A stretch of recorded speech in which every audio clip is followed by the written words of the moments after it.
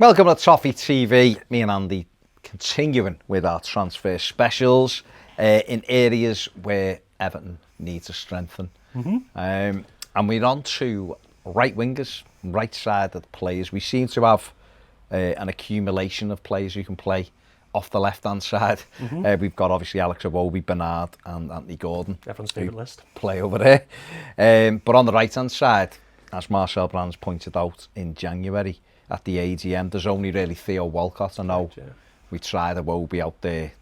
Not very successfully. No. And we know Richarlison can play there because he's played there before, but Everton quite clearly at the moment see him as a centre forward. So right wingers we're on to. This is a key area, isn't it, really, for Massively so, because essentially we've got two goal scorers in the team in Dom and Richarlison, and after that we've got 2s, 3s and 4s, I think 4, 2s and 3s at most. In most players, you know, we need someone who can bridge the gap really between those numbers, and I think a right winger who can score between, you know, I'd like to say 8 and 12 goals, but more than 7, we'll say for now, will make us a much more potent team, and even just someone who can create more in the final third. I think if we had that third member of the trio, if you will, then we'd be really much more of a potent force going forward. I think that's really, you know, Iwobi and Bernard, I think, are more creative type players, whatever you think of that. They're not players who are going to, you know, are going to create shots for themselves and hit the target and score a lot of goals. It's just not their game. If they've got 5 or 6, I think that's where their ceiling is. We need someone who's got a ceiling of another 10 goals, more than 10 goals. You know, right? Yeah, I think that is key when you look at Everton's, you know, 13 league goals each for the front two, and then Bernard with 3. You can't do that. You're not going to get anywhere. Well, look at it, with 10 points behind. You know, those goals would have made the difference. Really, is another goal scorer. So I think, and you know, obviously a right winger who can play as a forward maybe as well, give us a bit of flexibility in terms of changing formation, 4-3-3, 4-2-3-1, you know, 3-4-3, whatever you want to call it. It gives us different options, but having on top of that as well, pace, dynamism, the ability to break defences down by dribbling. Obviously, we've got the profile, which we'll show in a minute, but that's something we don't have at the moment. We have a lot of players who can, you know, create chances with the feet, but they're not going to go beyond players, they're not going to beat multiple players and basically break the lines, really, which is what's key. We've got players who play in between the lines, but not people who go through the lines, which is what we need. Correct, and never mention 4-2-3-1 again. Absolutely despise that formation. Number 10. This is the player profile that we've done for each position. So we're looking for someone who's got pace, someone who's dynamic, a record of scoring goals, which is absolutely key. You don't want someone who scored no goals and then but they've got potential to score 15 goals. You ever need to say someone. I'm not saying they've got to have a record of scoring 20 goals. That'd be nice, but they've just got to have shown they can score goals in the career at a decent level. Definitely, yeah. Good 1v1 ability, creative, and also with a defensive mindset as well at times of being able. That's the key, because before we watched, you know, Iwobi's not a right winger, but we watched players like him and others play there, and they found it hard because it turns into where you're a 1v1 defender again. Whereas when you're playing the 4-2-3-1 or the 4-3-3, the midfielders cover the gaps. You don't have that in a 4-4-2 because you haven't got that spare man in midfield who can do it. So you have to be defensively solid. You know, we're not asking someone to be a world-class defender. You just need to be positionally aware and obviously track back, you know, not be lazy in a sense. Definitely.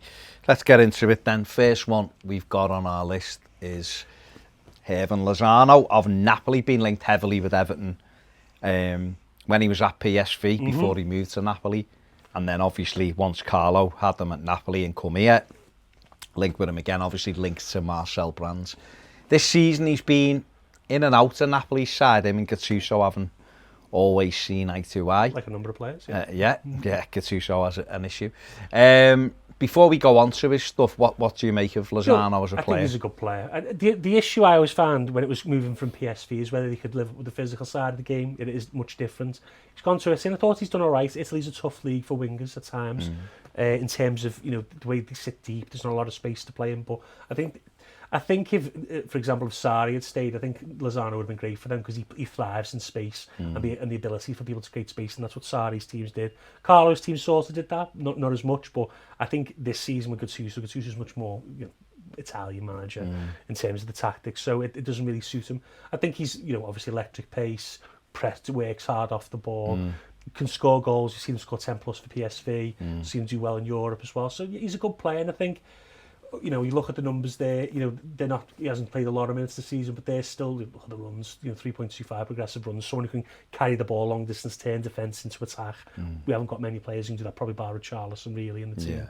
Maybe Dom, but again, he's still, you know, still working out a bit of composure when he gets to the final there. But well, you know, 4 goals scored, 1 assist. I know 1 assists, we're not something that we do. We go overboard I would have used XA, which is expected assists, which basically means if they created the chance and the striker missed them, it's not their fault. It takes that into account. Whereas the reason I don't like assists is because if you could put it on a place like Ronnie Rosenthal, if anyone remembers that, or other players who've missed gilt-edged chances, you don't get an assist if a player misses an easy chance, and that's the issue.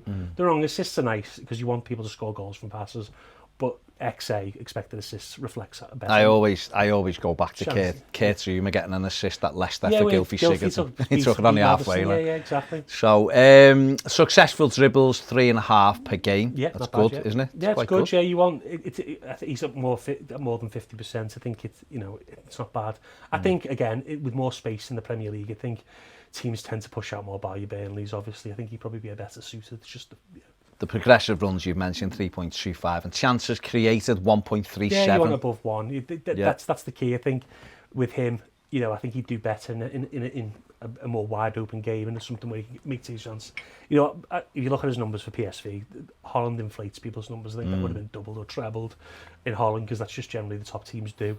But yeah, I think as a loan, I wouldn't. The problem is with Chucky Lozano, I wouldn't splash 30 million out on him. I'd get him on loan. I think you probably could get him on loan. He's not really a right winger. He's a left-hand side. The player likes to cut inside. I think he can play right wing. I think the data's not too bad when he plays right wing. Yeah. So he's an option, yeah. And with him, I think he could adapt to a 4-4-2 because he works hard off the ball. He's quite disciplined. He gets back. You know, he watched it for Mexico against Germany in the World Cup. That was scored the winner. Yeah, scored the winner. That's key, I think, for an Everton side. So he wouldn't be a bad option as a loan. Yeah. He has played wide right for all three, for PSV, for Napoli, and for Mexico as well. He predominantly does play off the left, but he has played on the right, so he is adaptable. He's a good little player. Yeah. I like him because of his work rate. I like the fact that he's got that press as well, that never say die attitude, plays and intensity, does well. So he is. Well, he's an option. I think you're right. You know, 30, 40 million for someone who's unproven. No, but if you could get him on loan, I'd take him at 20, 25. I think it's above worth the gamble on his age then, because you're probably going to make the feedback, 80% of your feedback, at least. So but when you start getting over those big fees, it's a gamble. He's 24, isn't he? So exactly, good age. So proven good international age. as well. Next on our list is a player who I think has got potential to be a real top Game player. Changer, my only reservations with this is that Watford will probably want about £40 million. It is Ismaila Sarr at Watford come into the league this last summer, didn't he? I think they paid 30 million for him. Yeah, so Ismaila Sarr's one of the generation foot players. So Mets have got a deal with an academy in Senegal. They pay 750 grand a year. They've netted players like him and Mane, for example, out of it. You know, other teams. Clever. French teams can do it. And he went to Mets, did well, and then when Dembele went to Dortmund, Rennes paid 19 million, which is a lot of money in France for a player. Paid 19 million for him. Did well there, and obviously then he got his move to Watford. Lightning, really, really strong player going forward. I think, the consistency he's still a tiny bit raw at times, but he's still only young. I think he's 21, 22. Really good young player. I think he's got top level ability. That 1v1 ability is really key to him. You've watched him against Liverpool and others this season, destroy people. He's really can be on his day a match winner. I think Everton lack match winners. I think we've got 2 maybe. 1, maybe 1.5 Dom's thereabouts. But we need more match winners, and I think he can be. It's got first season, still raw, 5 goals, 4 assists. Not bad. Chances created. Okay, Watford weren't great, and you're trying to play in Troy Deeney. Let's be honest here. Progressive runs 2.67. Again, Premier League. We've seen him in the Premier League. We know he can place 11. We know there's more to come. If it was it was 25 million, snapped their hand off, I really would. They're not going to lose money. No, they're not. The way you'd have to do it is probably load the players. Would they take John Joe Kenny because they got Kiko Firmino at right back? People like you'd have. That's the trade off and make it up. You'd have to less the money somewhere, but or you do what Tottenham and Southampton did and go, we're paying money for Carl Walker-Peters just for the accounts. That's what they do. But yeah, that's probably the best way. But sadly, as you probably say, he's probably a bit out of the price range this summer. But pity though, because 22 years of age, potential ahead of him, like other season in the Premier League, would be a really good addition. Can play anywhere across the front. Yeah, play foot front, play wide right, play in a 4-3-3, no problem. Yeah. So he'd be a lovely sign, and I know there'll be other clubs in for him as well. I know Liverpool like him, but I think he's out of Liverpool's price bracket this year as well. Comfortable in the 4-4-2, played it at Rennes, played it at Watford. So there's the tactical fit there as well. Yeah. I think he's a good player. I've liked him for a while. You know, I was excited when he was going to play in the World Cup a couple of years ago. He did alright at the World Cup, but I think he's getting to the stage now where he's going to enter his prime in the next 2 or 3 years, where he's going to be a really, really good player. And Watford will probably make money on him, I'm going to be honest, but maybe with Watford's situation, people can swoop in now and get him.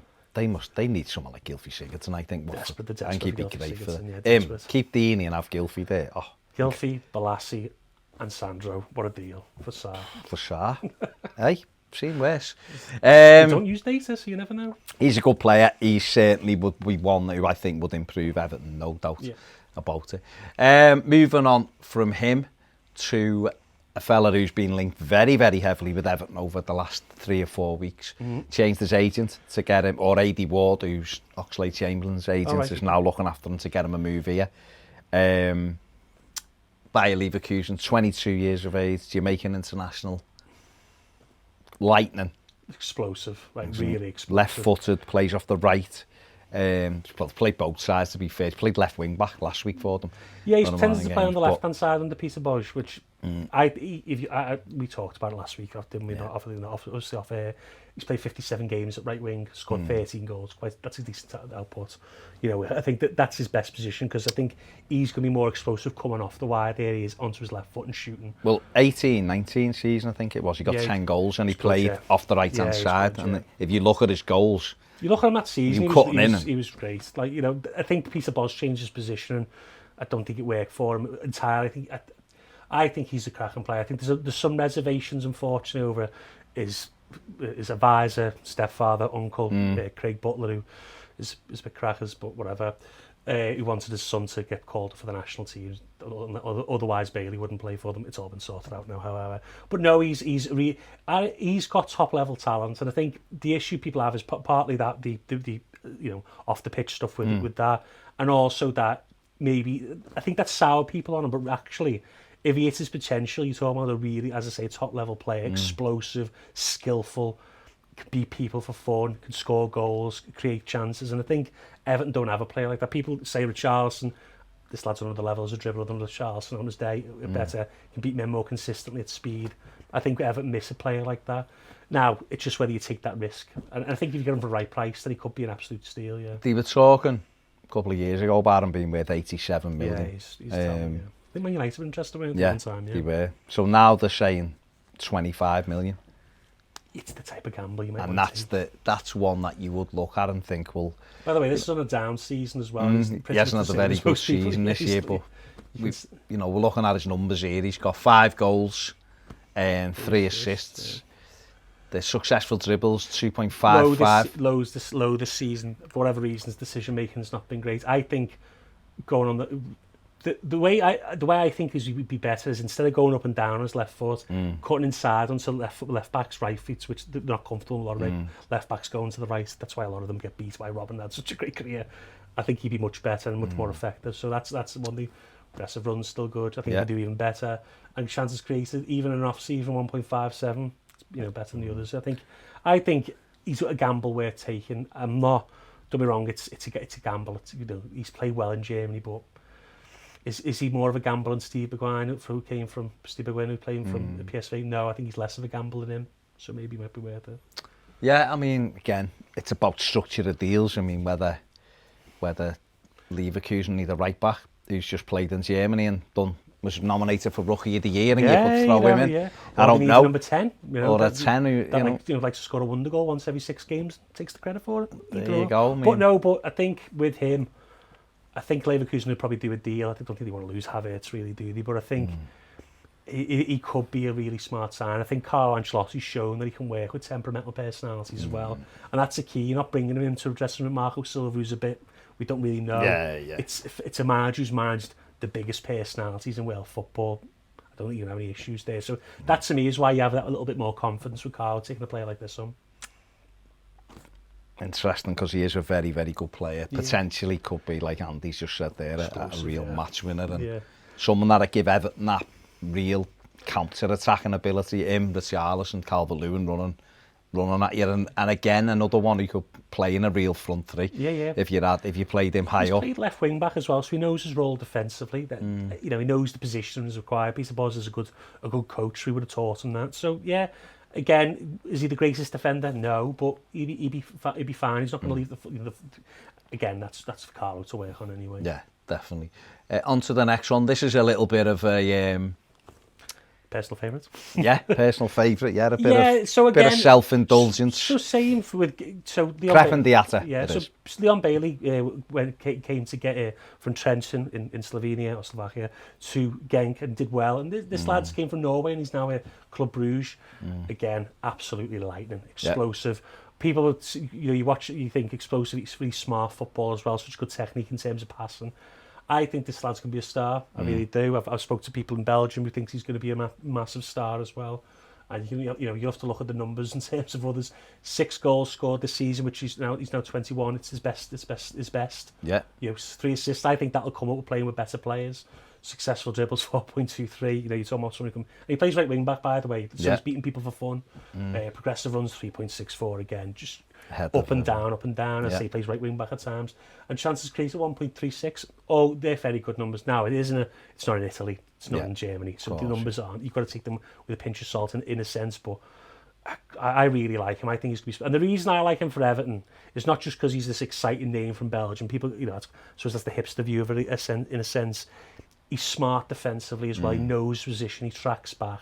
He can defend reasonably well with 1v1. I think if you can have a right winger in a 4-4-2, you need that. And I think someone who's well versed in playing wing back like him would be a really good option. Now he is a bit of a gamble, of course, because he's come from Belgium. We've seen Villa sign Samatta, Wesley, Nakambu. Some of them have been all right, Nakambu. Some have been all right. Some Wesley not so much. So it can be a gamble from Belgium, but there's a proven pathway though. The players who come from Belgium, Kevin De Bruyne, all them types, where they've gone other places, they've had the season and they've gone elsewhere. I think that you take the chance. If you take these chances on these players early, maybe you're going to get good results. I think he's very mouldable, very pliable. I think I think adaptable. I think he's going to be a really good player. Now you can wait till he goes to Germany and becomes an £80 million player. You can sign these players early. That's to Marcel Brands, obviously, but I don't think we should always be overly risk averse when players like this are about. And I think he's a super talent. I think he'll scored 6 goals this season. I think he'll eventually add to that. He'll start getting over 10.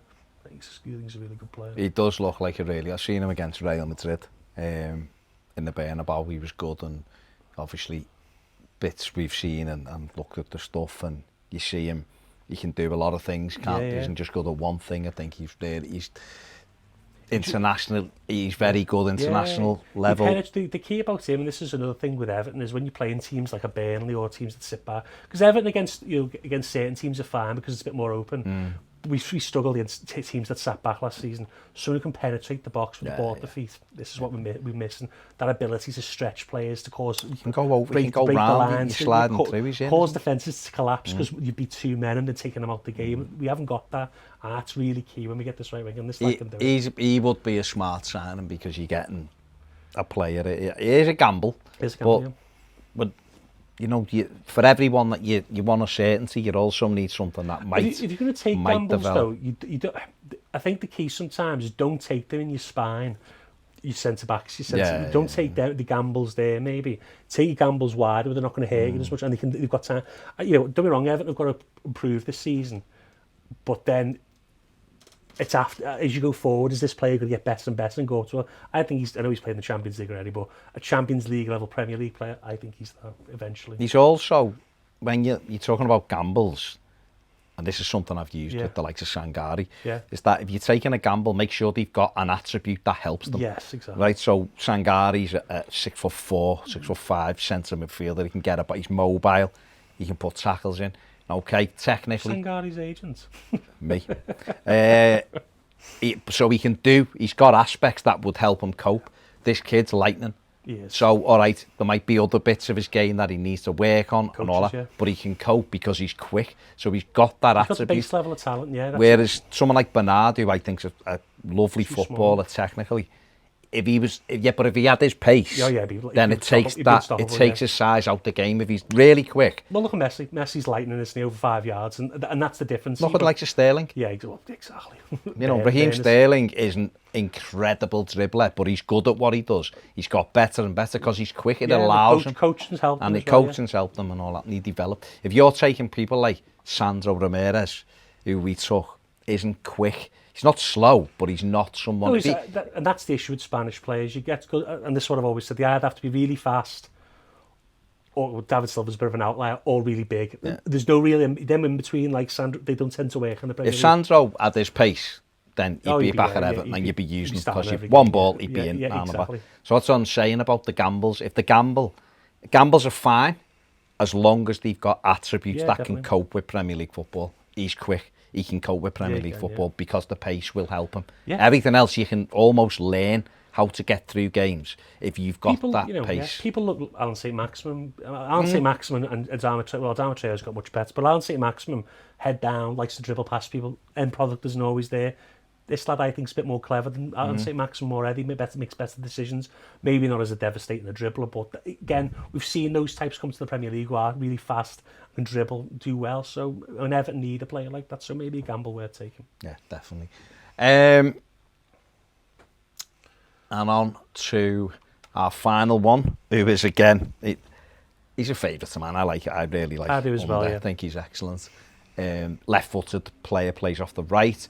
We'll come on to that at the end because it's something I want to have a quick chat with you before we finish about it. But very highly rated. A couple of years ago, they were talking about him. He obviously replaced Mohamed Salah, who went off to Liverpool. The left foot who played off the right for Roma, had a really good season, and then hasn't quite lived up to it. And they've had some changes as well. They've obviously got Paulo Fonseca in now as well, and Paulo Fonseca prefers 2-3 attacking midfielders rather than that wingers. We had Bernard, Marlos, and Tayson, didn't he? At Shakhtar, he did well for him. So that's the way he likes to play. But no, I think Cengiz is a really good player. As you said before, he is left-footed. However, he's very comfortable going down the outside and is right and crossing and passing, so there's no problem there. Again, he's had weird seasons. I think he's been in Roma 3.5, maybe 3-4 seasons now. He's had seasons where he's scored 7 goals. He's had seasons where he's got no goals and 7 assists. So he's entering that age where he's got to put it together. Yeah. Injuries, a bit of a concern. He has had a few injuries before, but wonderfully talented footballer. I think, again, he's done well in Italy. Does that bode well from coming here? Yes, Turkish players don't generally do well, but he's been somewhere else before, and I think that'll help. Another one who's come through a famous the Altınordu Academy in Turkey, which is prioritises playing young players from very young ages. Got 2 16-year-olds who are wonderful in the first team at the moment, Takir and Ince. So he's got good ground. He's come up, and then he went to Istanbul Besiktas, and he did well there. And then he's gone to Roma and done well there. So every step up he's taken, he's done well, and I think Italy is probably the best to move away from now. I think sometimes some players really thrive in Italy. Ciro Immobile, for example, because it suits their style. He's an Italian type of player. Salah did well in Italy, but look at the difference when he's come here. He was good in Italy, and now he's a world-class player here. I think certain leagues suit players differently. And, Philippe Anderson probably is a bit better here than he was in Italy as well, because there's more space to operate rather than tacting it fouled all the time, because that's generally what Italian football's like. So I think undercut benefit, as I say, there's a couple of concerns about his injuries, but again, I think one season he's going to put it together, and he's going to see a lot of goals and a lot of assists. I mean, if you look at his numbers, 4 goals scored this season, no assists at the moment, but 4.8 successful dribbles. Yeah, again, that's the penetration. Someone who can break the lines consistently. Definitely. 1v1 attacking, 4.09 progressive runs. Exactly. Well, look, all the things we talked about is the players receiving it in their own half too much, because we don't, because we're not really, the final third's an issue. So we can drag us into the final third with the running. It's really important. And then look at that, chances created per 92.29. Yeah, again, I say both foot. He can play with both. He's more strong on his left, but he can cross with his right foot. Again, I think that's what we need. People who can score goals and create, and we need a third attacker who can combine with the other two, and Moise Kean, of course, as well. And then it obviously give whoever plays Gordon or Wobie in the centre midfielders more options to find them. I mean, just going on to that, the left-footed right winger, that's come out again I know Everton were looking at that last season with Marco Silva. It was in the press again last week that's what they targeted again, or they're looking at that. That's not ruling out right-footed right wingers, I don't think, but they're saying that looking at that. With regards to the right back, then it does change, of course. It almost changes that, doesn't it? Because if you're, what I don't think Everton should do, and this is just me personally, I don't think we should have both of our flanks doing exactly the same. Well, you end up like Southampton or like Leipzig then, where you play 4-2-2-2, aren't you? And I don't think you need athletes to play that like all around the pitch. And maybe we'll get some in the season who can do that. But you need athletes at nearly every, people who can cover a lot of ground at every position. Then, yeah, that is a concern, because when you fullback, when your winger comes inside, you need fullbacks who can fly, to go on. Which is where Dean benefits from, where we benefits from Bernard. Pienaar used to drop inside for Baines. This season, hopefully, Wobie, Gordon, Dean develop some sort of relationship with them. But as you say, on the opposite side, you need natural width. I think Tete, for example, we talked about in another video, would be fine for that. Aaron's would be great for that. That type. Yeah. But then you sacrifice something defensively, because otherwise, what you're going to do, and it's going to congest the middle of the pitch again. Yeah. And again, with Dean on one side, there'll be nothing on the right. It's how you balance that. You can do it, because other teams have done it, but it's just how you do it. If you look at Carlo's Napoli team, they had Calajon, he's a right-footed right winger, play there. When he played himself in the Saki teams, they had Angelo Colombo played right wing. So generally, they've gone with right footers in that system when he's played it. But you can do it. You can do it in different ways. I guess you could play the 4-2-2-2. You could go 3-4-3 in possession. It depends on who the right winger is. It depends. There's a lot of different options you can do. I think you could structure it like, instead of becoming like a 10, the left winger could then become an 8 essentially. It's like 4-3-3 in possession. You can do it different ways.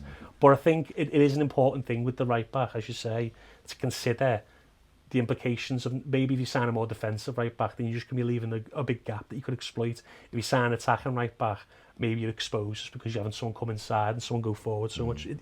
That's for Carlos to worry about, not us though. Oh, it is, yeah. I mean, and under, it is a consideration, like you say, under can go on the outside. I just think I wouldn't like us to cut down our options of.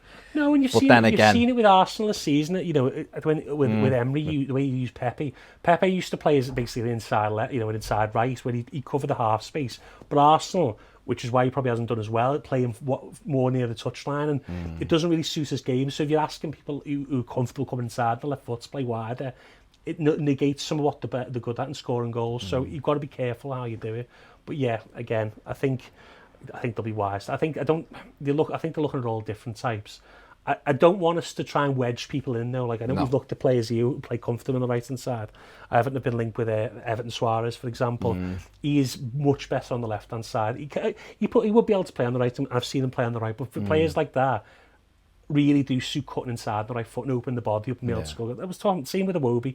Iwobi wasted time. Don't get me wrong, Iwobi's not been great for Everton in any position, but at Arsenal he was fine left hand side because he could open his body up and come off the wing and pass. He's not an up and down wing. So you've got to use players and fit them in where they're going to be the best. No, I'm sure he can do a job there. We don't want people to do jobs. We want people to like flourish and do the best. Excel, don't we? Yeah, exactly. Interesting. Let us know what you think in the comments section below. Anyone you think Everton should go for off the right hand side, maybe people we haven't put here, or out of the ones we've put, which one would you be going for? If who you think's a realistic target, let us know in the comments section below. Make sure you subscribe, give this video a thumbs up, and if you want more videos, join us on Patreon. See you later.